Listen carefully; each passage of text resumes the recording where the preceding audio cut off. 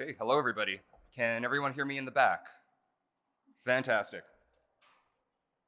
So firstly, I want to thank, obviously, Conoco for doing this and for Chanel to coordinate and getting me away from Toronto. It's always nice to be in Calgary. I miss it all the time, so thanks for having me home.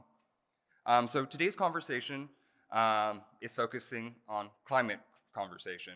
It's a topic that I never thought I would really be talking about at the length and depth that I do today, but it's incredibly, I was telling my boss who's actually here, incredibly emotional, just because it impacts every single one of us in this room. So this morning, right when I started, I thought I would do a little bit of Googling and see what is actually happening right now with the conversation. So this is kind of what I found. I found rain is melting ice. Fantastic. I learned that, oh, just kidding, climate change, you don't really have an easy solution. Actually, it's going to kill us, apparently. Oh, surprise, we're going to now invest in a bunch of wind because that's going to fix everything. But we don't really know what climate change is. We don't even know how to talk about it. We don't even believe in climate change specifically. Now we're extremists, so now there's terrorism on environmental policy. Oh, just kidding. It isn't a threat at all. It's not about politics. It's actually about morality. It's about ethics. Now all of a sudden we talk to a billionaire and we're talking about cow farts. And then as of yesterday, apparently the issue is all about mosquitoes. So based on all of this, these were kind of my initial reactions. I was confused. I'm conflicted. I have no idea what's going on. Are we talking about mosquitoes? Are we talking about turtles and plastic? Are we talking about my job? Are we talking about your job? So it only makes sense that this has become such a complicated and controversial topic. So I put A versus B because it seems like everything's becoming increasingly more polarized because it's talking about environmental health, it's talking about economics, and apparently those things compete. So what I'm hoping is that when you leave kind of this seminar today, my objective is that you're able to delineate the different levers and topics around climate and carbon policy, because we very often conflate them. So when I'm talking about climate, am I actually talking about emissions? Am I talking about free trade? Am I talking about health and safety? It gets very, very confusing. So what I hope is that you guys can leave this, so when you read something, when you have these conversations, you don't conflate everything into climate and carbon policy, because I think that distinction is incredibly, incredibly important. So now I'm going to introduce myself so you know a little bit more about me.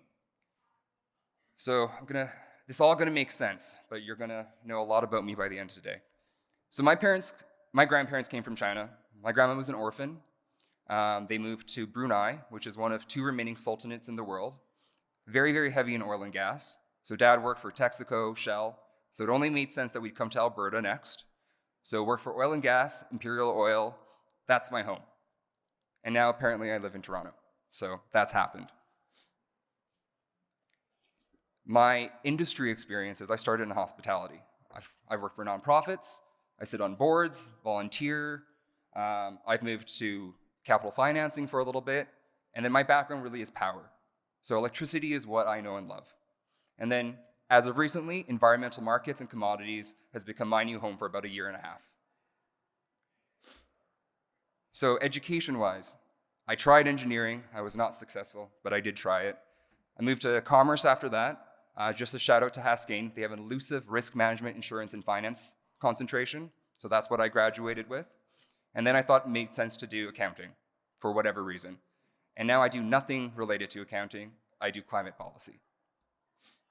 So to give me a little bit of credibility, I do work for an organization called ClimeCo, and I'm going to talk about what they do. So we have 3 kind of arms of what we do. Can you still hear me if I stand back here? No. We are one of the largest carbon offset developers in the United States. We move a lot of carbon volume down in the United States. We also do project management. So we touch renewables, biofuels, both from a management standpoint and from an origination standpoint. We also touch transactions. So from a compliance standpoint here in Alberta, we are very, very intimate with the Alberta compliance market, but we also talk about voluntary commodities. We touch a lot of different things. And then lastly, the stuff that I focus on is largely policy and advisory, negotiating for industry, supporting industry, and trying to engage everybody in this capacity building that we need when it comes to carbon and climate conversations. So why does this matter? It's because the conversation of carbon touches everybody. So I'm going to do a little flipping here. The context of everything that we read related to carbon and climate is incredibly important.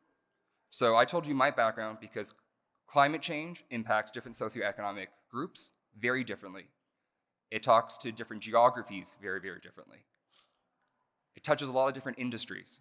So we touch, I'm going to say 9 to 12 different industries all across Canada and the United States.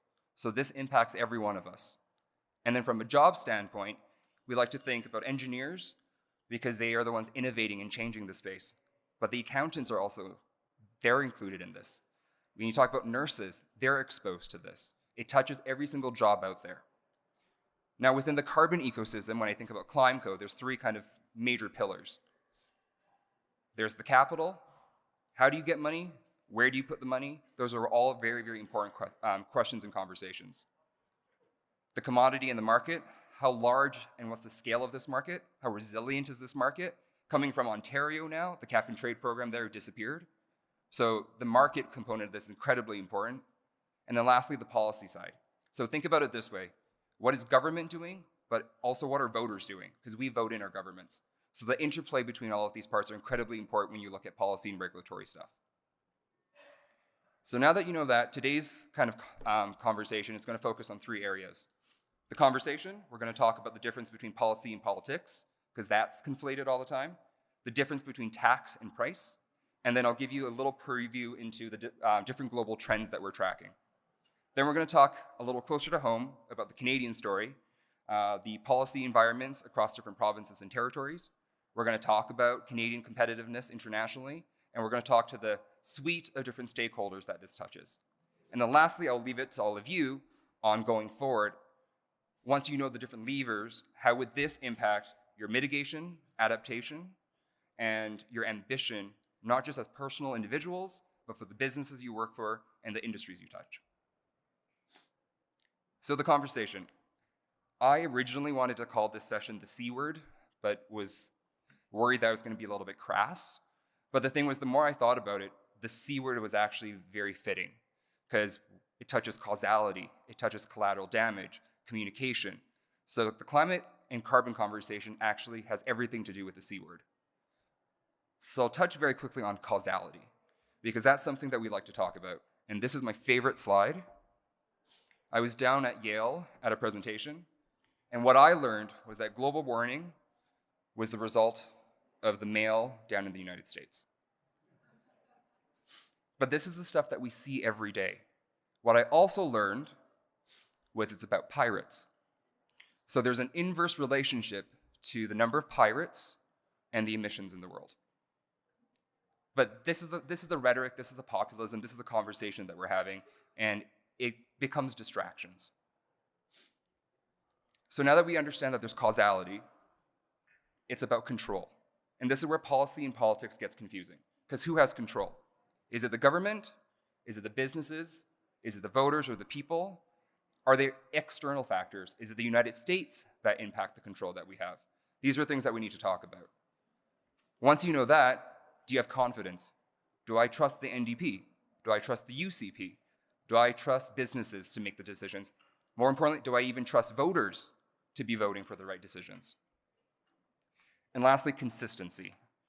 Policy consistency is a huge issue here in Canada. Policy permanence is something that we talk about, and that's something that's really, really relevant to the discussion today.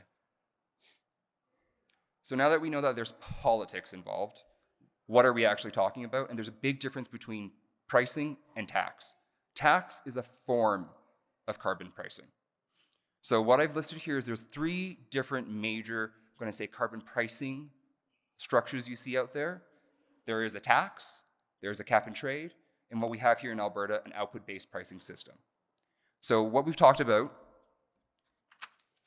is the 3 different programs and the key questions that you need to ask. So specifically, what is the behavior that's being regulated? And that can change from regime to regime. So for a carbon tax, it's usually applied to the combustion of fossil fuels. So when you buy your fossil fuels today, when I buy gasoline here in Alberta, I pay 1.5 cents per GJ. That's what we pay today. Who pays the price? I do. Who receives the revenues? The government. And who sets that price? It's in the regulations. So based on $30 a ton, that's what gives me that 1.6 cents per GJ. Now, how can this price be reduced? For some people, so for like the agriculture farming sectors, there are exemptions. There may be rebates in different programs. We've seen this in BC. And then the most critical thing here is, what does this do to emissions? With the carbon tax, there's uncertainty. So if I get a tax rebate, what do I do with those tax dollars? I'm probably going to use that towards a flight to Bali, which means my carbon footprint has actually gone up. So the second form that we see is cap and trade.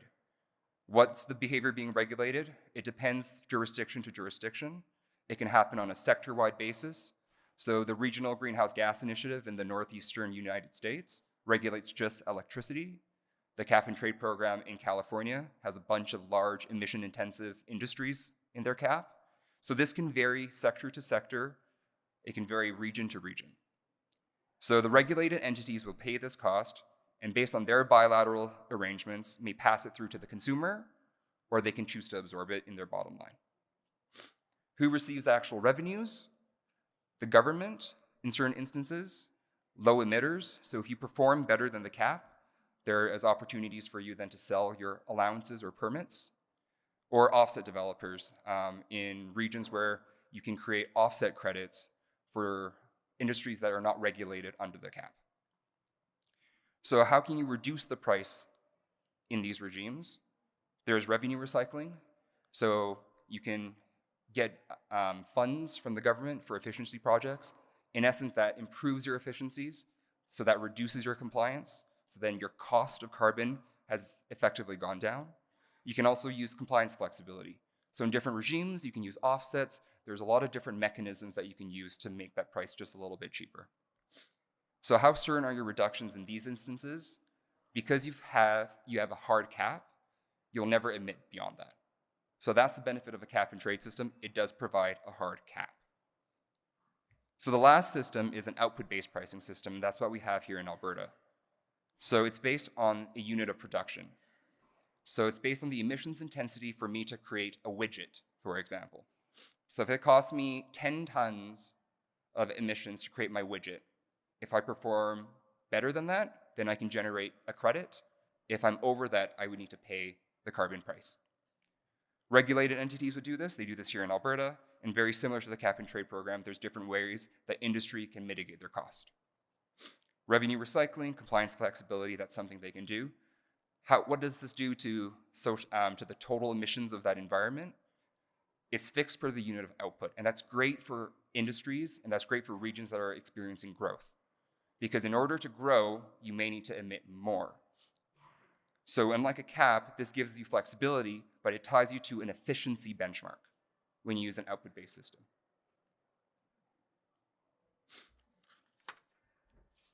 So now that you kind of know the difference between a price and a tax, I wanted to speak to just a couple trends that we're seeing.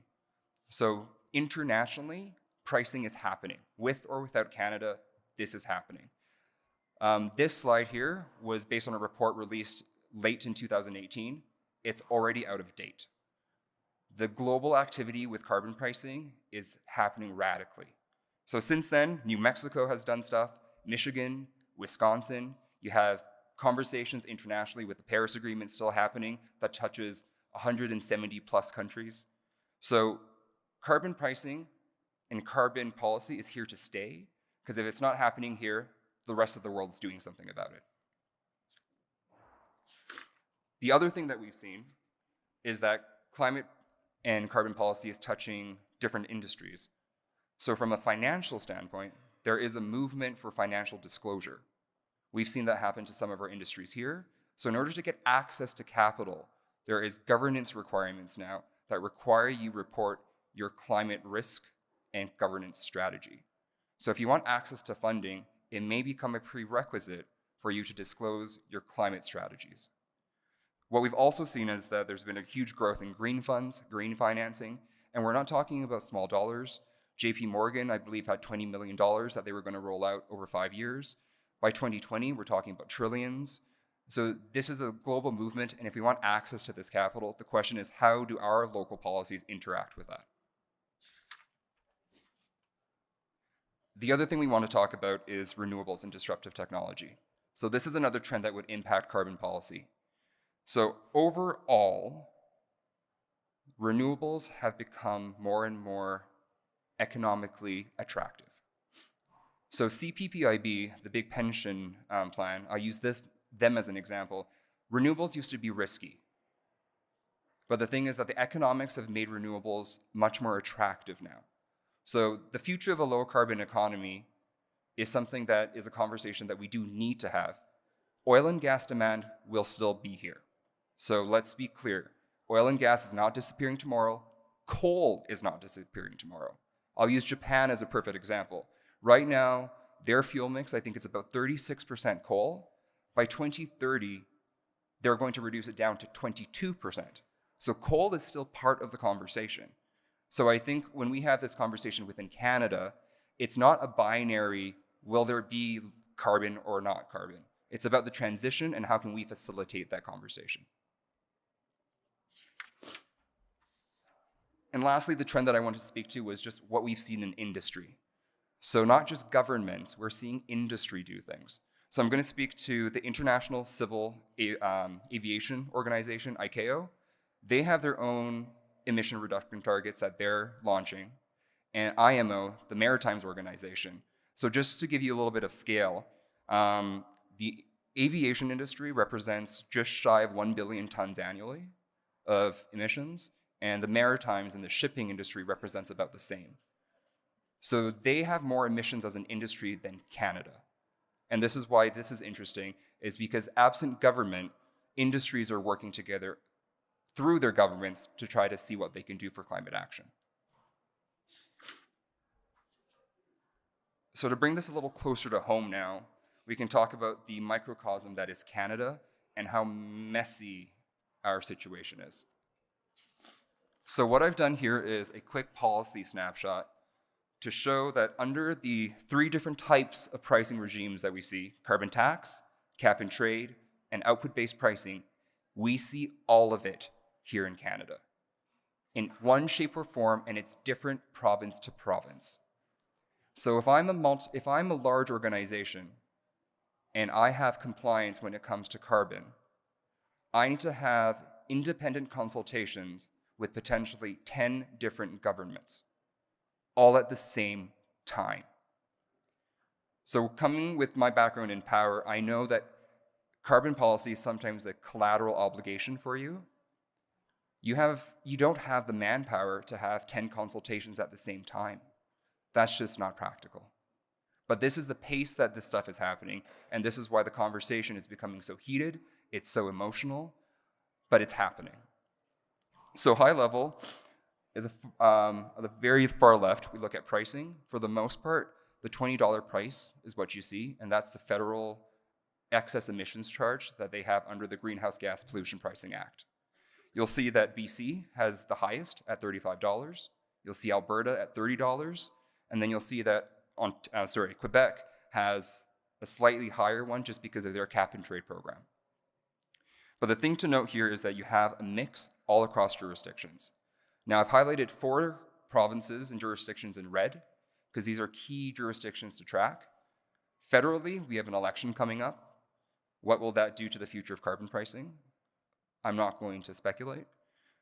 Alberta, we have an election coming up. I'm also not going to speculate on that. But I've also highlighted Saskatchewan and Ontario because they have both launched constitutional challenges with the feds on who has jurisdiction to govern climate change policy. So Saskatchewan has already had their hearings. Ontario will be having theirs in April. You can probably expect that this will then go to the Supreme Court at some point in time. And the timing of all of that will impact the policy and politics that we were talking about at the very beginning of this presentation. So instability is happening in Canada, and that is a huge challenge. So I wanted to talk very quickly about competition and why this matters. When there is pricing discrepancy, so this is a very bad visual, but just to give you a little bit of context, at the very, very top, the one circled in red, is Alberta's price at about $23 USD. The second one from the top represents the Ontario and Quebec previous cap and trade program, around $20. And at the very bottom, you see REGI and the EU ETS around $4. So you can see that there's huge disparity when it comes to carbon pricing. So if it's cheaper for me to now operate in a region that has lower pricing, why wouldn't I move? So there's a lot of inertia because there's capital invested in the ground, and I appreciate that. But the thing is, if I'm putting in new capital, sustaining capital, why would I not go to Turkey? Why would I not go to the US Gulf Coast? So this is why it impacts every single one of us. It impacts our economy, impacts our businesses, and these are the funds that support the social programs that we have here in Canada. So when you think about carbon price, there's two kind of key concepts. There's marginal pricing and effective pricing. So if I go to the previous slide, those are all the marginal prices. So on a per ton basis, you're paying $20. The effective cost of carbon is once I get rebates, if I have subsidies from the governments, if I have exemptions, my true cost of carbon isn't $20 a ton. So as industry, if there's opportunities to mitigate, to optimize your cost, there are alternative routes to optimize your carbon compliance strategy and help protect your business. So for the most part, marginal prices of carbon impacts your production levels. So you will impact curtailments. Your effective cost of carbon will impact the actual capital you're going to invest. But it doesn't end there. The fun continues. There's other competitive cost considerations we need to think about. So from an emissions intensity standpoint, there are some sectors that just have to emit to produce their product. So they may be disproportionately exposed to carbon pricing. What can we do for them? There are certain companies that have high trade exposure. If I strictly compete with organizations in the US Gulf Coast that have no carbon pricing, I have to absorb that cost, and I will be the only producer that does it. So what do we do about that? Indirect costs. We talk a lot about what facilities emit, but we don't talk about the distribution. Scope 3 emissions. When I go on a meeting, I flew from Toronto here. I have a CO2 footprint. So how is my business protected by that? I'm protected from that. Overlapping regulations. Because we know that government is so coordinated, provincially, federally, and in concert with each other, there's overlapping regulations. So the same molecule of carbon, are we pricing it once, twice? Can anyone even tell us? These are the questions that we need to ask. Unavoidable operating considerations. I always think about this just because of my power background. There are minimum levels of operations that you have to maintain for safety reasons. It has nothing to do with carbon, but I'm going to have to emit carbon to make sure that people are operating safely. Are those considerations being contemplated? Sunk capital. There are new coal plants here in Alberta. What happens to that investment? And then lastly, financial impact. Again, if it becomes not profitable to operate within the carbon regimes that we have, what does that do to business and what does that do to our jobs? So to bring this all together, there's a lot of different stakeholders. And so I've represented a couple views. It's all over the place. Some people may like carbon pricing, some people may not like carbon pricing. But the funny thing is that when we talk about climate, the only section that's highlighted there right now is carbon emissions. I've only talked to carbon. I haven't talked about pollution. I'm not going to call it climate change. I haven't talked to environmental changes that we're seeing, and I'm not talking about economic stability or growth. So when you think about all of this, who do we need to talk to? Do we talk to the individuals? Are we talking to environmental NGOs, farmers? For me, this hits close to home, insurance. I still have my home here in Calgary because I always expected I'd move home. But for mortgage purposes, for insurance reasons, I can't get my mortgage because it's in the flood fringe zone. So my options for who I can get to finance my mortgage has changed. It has nothing to do with my credit rating. It has to do with my insurance exposure. Excuse me.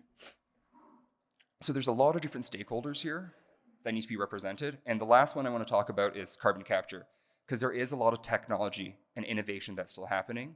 So although as we transition away from a carbon heavy to a low carbon economy, there are still opportunities. So the conversation still needs to be balanced. So to have a constructive conversation about climate change, we have to address both sides.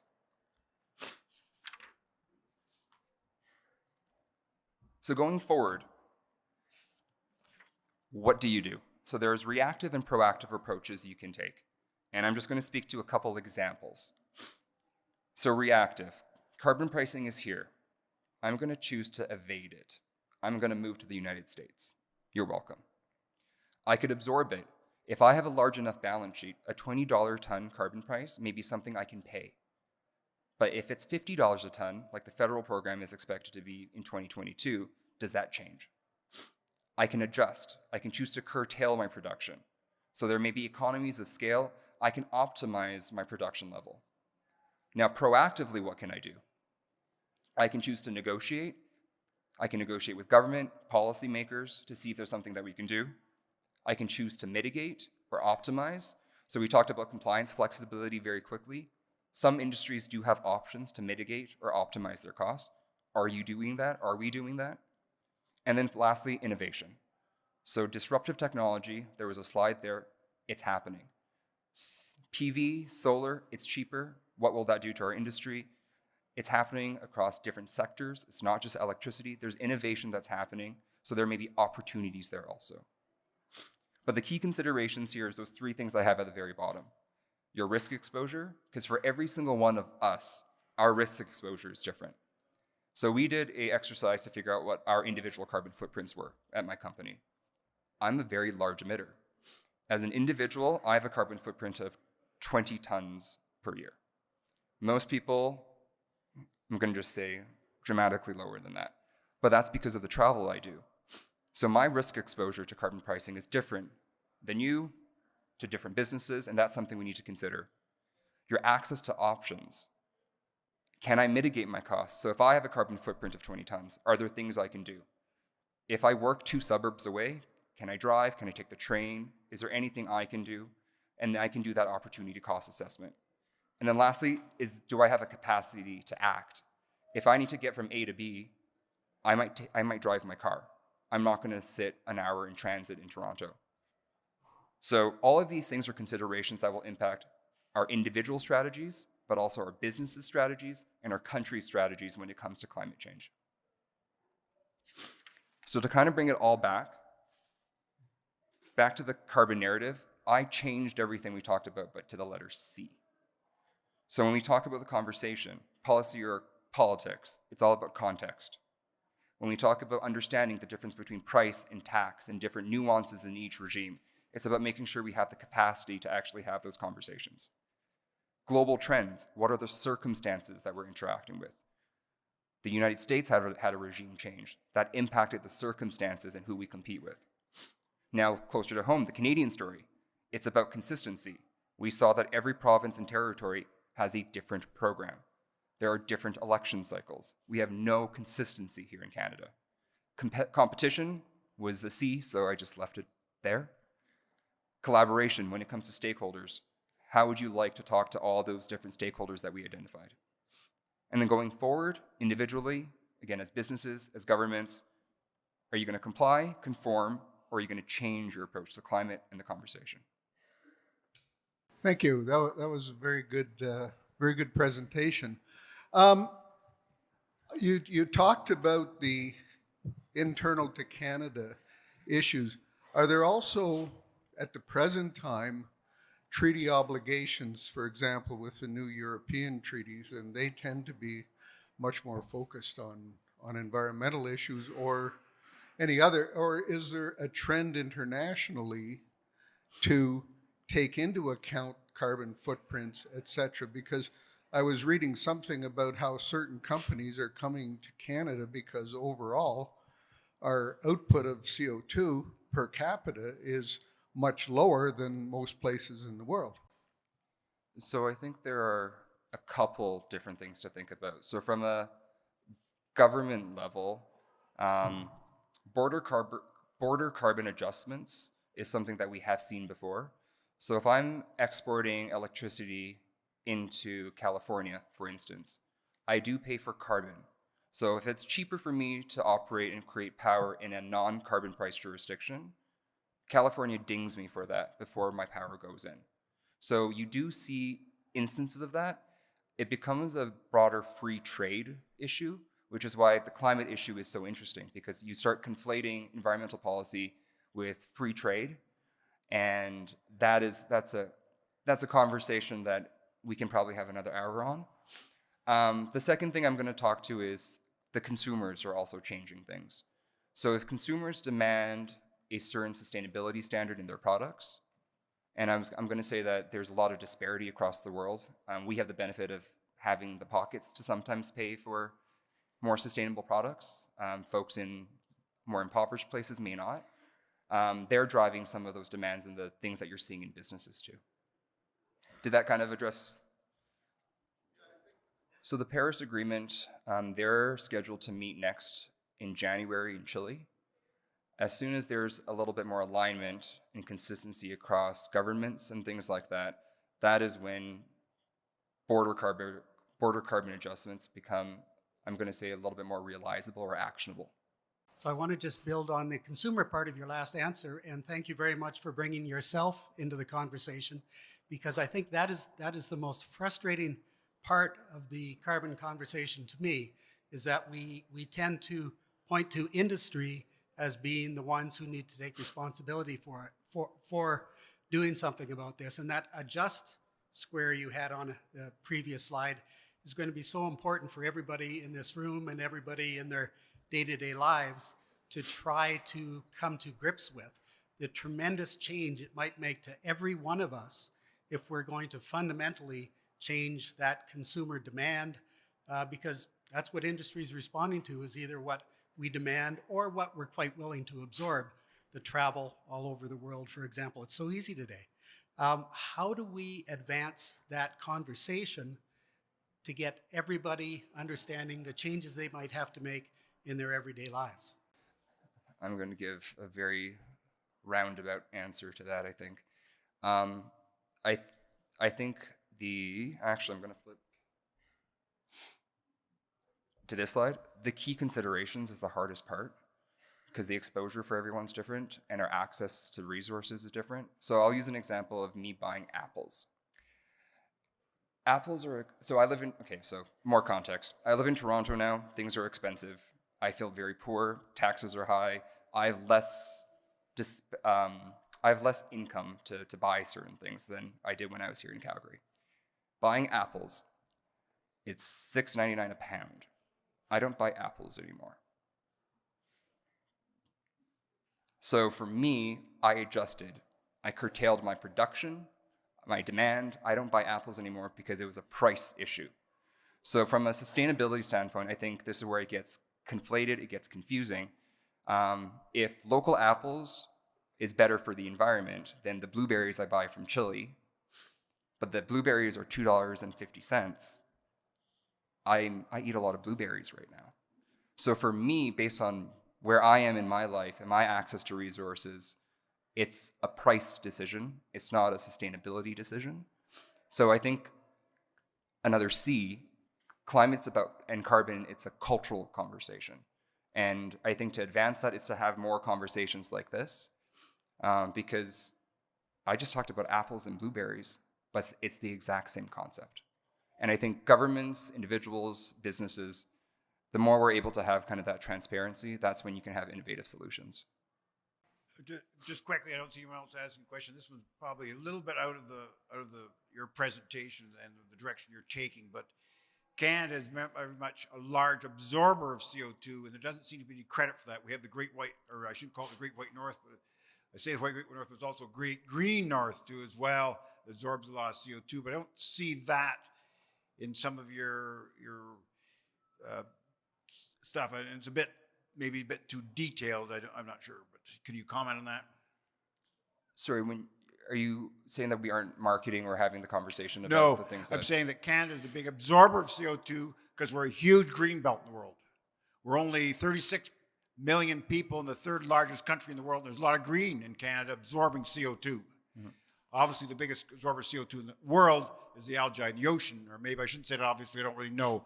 But it doesn't seem to me we see any credit that Canada's a big CO2 absorber, absorbing a lot of CO2 from Europe. Yep. And yet, we're probably bigger than all of Europe. Yet Europe itself dwarfs Canada in CO2 production. Yep. So we are doing something with our sequestration, whether they like it or not. Yep. But I don't see that in your presentation. I think it's really borderline to be a factor, but it's a very good point. So the reason why this slide is so important is the Paris Agreement that is hoping to align and have some consistency across nations. They do have Article 6. They talk about ITMOs, which are mitigation outcomes internationally. So if we can get credits for our sequestration and sell it to other nation states that are member to the Paris Agreement, if we can get agreement on that, there is a way for us to monetize it. So the conversation is happening. The mechanism doesn't exist right now to get the benefit of it, but it is conversations that we are seeing happen. Another question too on this issue that's somewhat off, not specific, I think, to what your main conclusions are, but I see one of your slides went through the nuclear. I can't really remember what was on. It said it wasn't a solution, and it seems to me it should be a big factor in the mix, and yet it seems to me that the whole climate change philosophy seems to it doesn't seem to be a solution at all when you see the environmentalists, the people are. In fact, it amazes me because the CO2 output from nuclear is very low, other than you have to drill a massive economies of scale structure. Yet I don't see the conversation. In fact, I see the conversation reversed. We don't want to do it, and yet we have tremendous expertise in Canada producing nuclear power cheaply and economically. So I don't get that one well. Can you make some comment on that? Yeah. It's funny. On Monday, I was speaking with a delegation from Japan.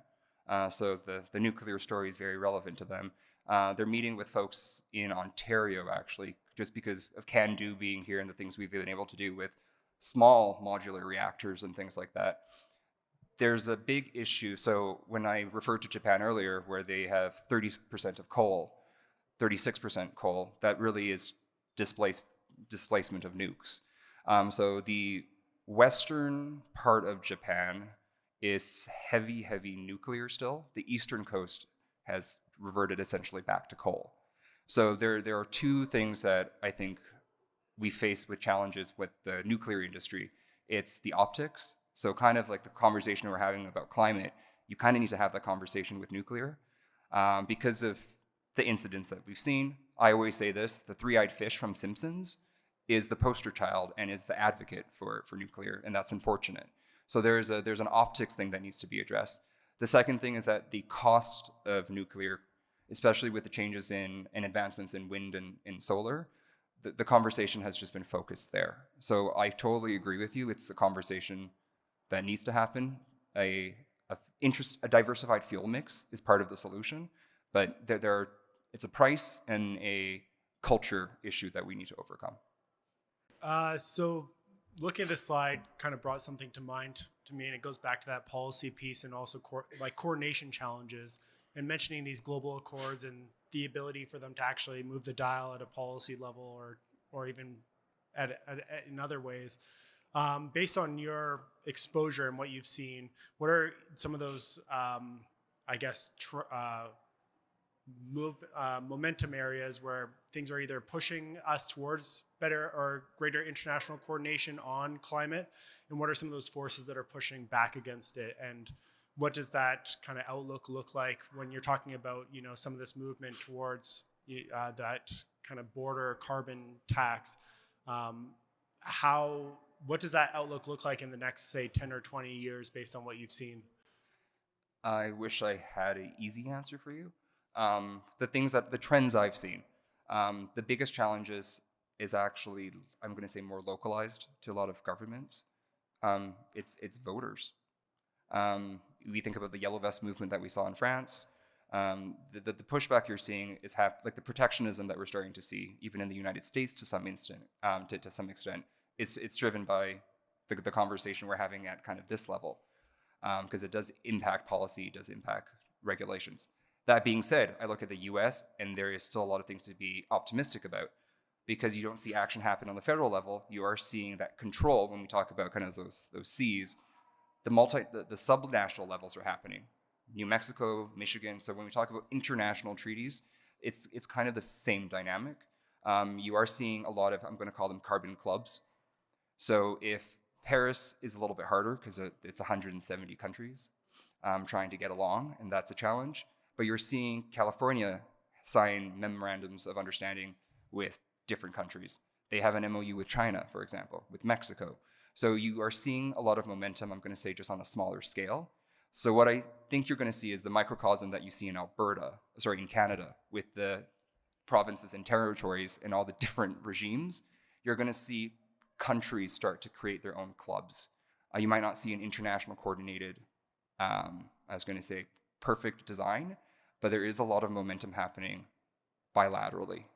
So you think there will be movement because of those kind of smaller scale negotiations? So even if a country, say like India, doesn't buy in because of the kind of rhetoric around being able to, provide a certain quality of life, you'll still see countries being proactive and taking leadership because there's an economic case to it. Like, what are the forces that are driving that cooperation at kind of that bilateral level or those smaller scale? Well, this kind of brings back the comment earlier about consumerism. It depends on where the demand is coming from. So I'm going to use China as a quick example. China's gigantic. I think there's a scale issue that it's hard for me to grasp. Like, we're the size of California. We just have a very large footprint. China's moving ahead with their emissions trading scheme. Power is the first to happen. And as soon as you have large movers start to do things like that, it is going to it's going to give that momentum that you're kind of looking for. Thank you. Can I build on that, Bennett? I've been itching because we've been focusing a lot on policy, but I want to go back to that first question we were chatting about just before you went on stage, and from the company perspective. And can you just comment on what you've seen promotes or hinders companies from innovating based on carbon tax regimes? Yeah, so Chanel and I had a fun conversation. So I like to take things just a little closer to home. So for me, I know what my footprint is. And maybe this is an unfair exercise to ask everybody, but humor me for a second. So if you have a footprint of 20 tons per year, if it costs you $1 per ton to do something, would you pay $20?